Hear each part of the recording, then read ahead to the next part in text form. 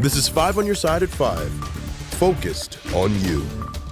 Right now, part of Grand Boulevard in Midtown is still shut down, all because of falling bricks and debris from a crumbling building. Thank you for being with us. I'm Ann Allred. Kelly Jackson has the day off. Roadblocks have been in place for almost a month and a half now, and it's starting to take a big toll on one local business. 5 on your side's Mercedes McKay joins us live from Midtown with that side of the story. Mercedes.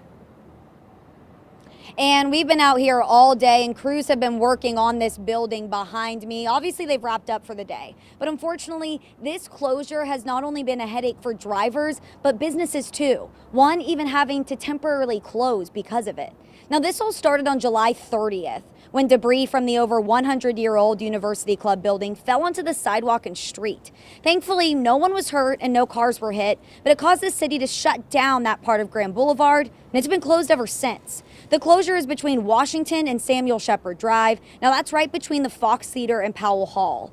Unfortunately, Gary's Fine Dining is right in the middle of this mess. The city asked the restaurant to temporarily close while repairs were getting done, but the owner tells me he didn't realize it would take this long. He says it's costing him thousands of dollars.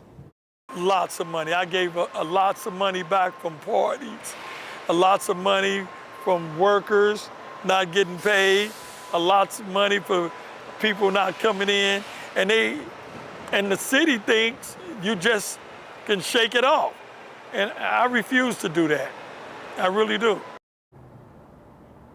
A spokesperson with the mayor's office told me there's no timeline yet on when this stretch of Grand could open back up. He says it all depends on when the repairs of the building will be finished. They just want to make sure it's safe and secure so no one gets hurt. Live in Midtown, Mercedes McKay, 5 on your side. Also tonight, we're learning more about how a woman with special needs was able to survive an alleged sexual assault and find help. The attack happened in Clayton, and police arrested the suspect in South St. Louis on Thursday morning. Our Christine Byers is here to bring us the latest on the case. And police tell me it took only 7 hours for them to get the tip that they needed to track down this suspect once they released his picture to the public. Jose Luis Gomez Velasquez, who sometimes goes by Alberto Gonzalez or Alberto Lopez, was arrested in his South St. Louis apartment Thursday. He's facing multiple charges, including kidnapping, sexual assault, and sodomy. Police say he took the victim by the hand after seeing her walking in a Richmond Heights neighborhood and led her to a gas station. Cameras there captured these images of him with the victim. And after that, police say he took her to the Oak Knoll Park in Clayton, where he sexually assaulted her, struck her several times, and strangled her. Once he was gone, she told police she walked to an urgent care center, and staff there called police. I can't imagine the fear that she was facing. I hope that no one ever has to face those fears. I'm grateful that she was able to survive. The suspect appeared in court this morning for a detention hearing, and it had to be continued until next week to give the court enough time to find an interpreter for him. Conducting pelvic exams on unconscious patients without their consent will now be illegal in Missouri. The little-known practice is usually done solely for educational purposes, and then it's not noted on patients' charts.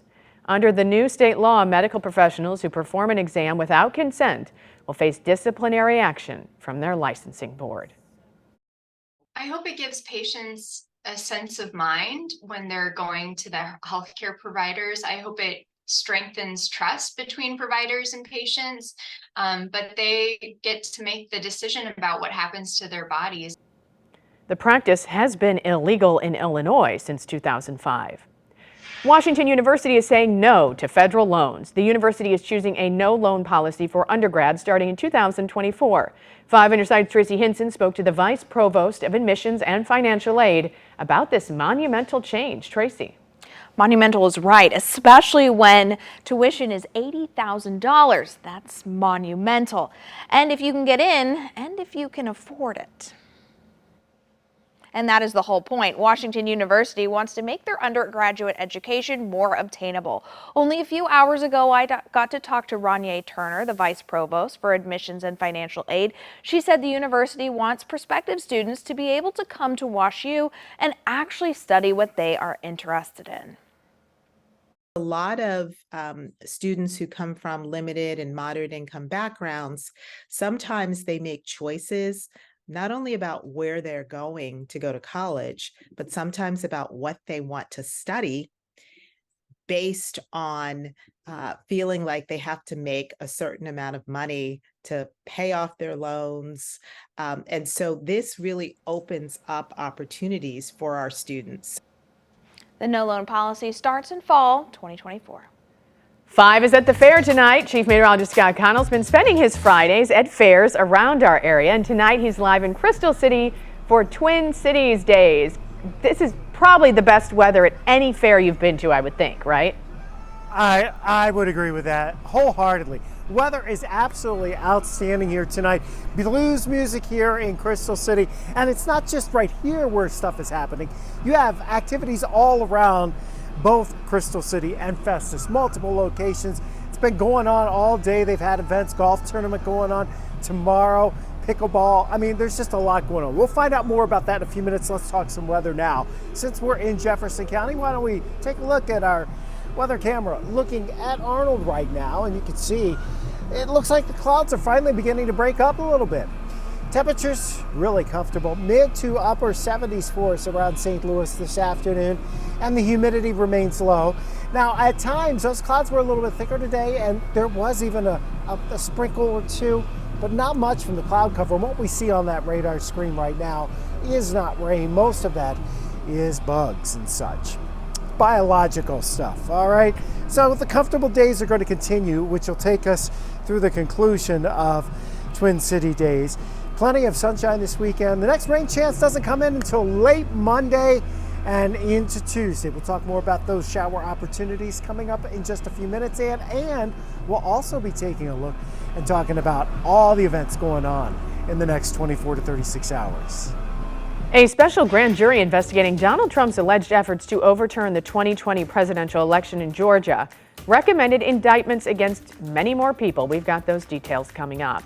Plus, problems behind the scenes of The Tonight Show. Why host Jimmy Fallon is apologizing.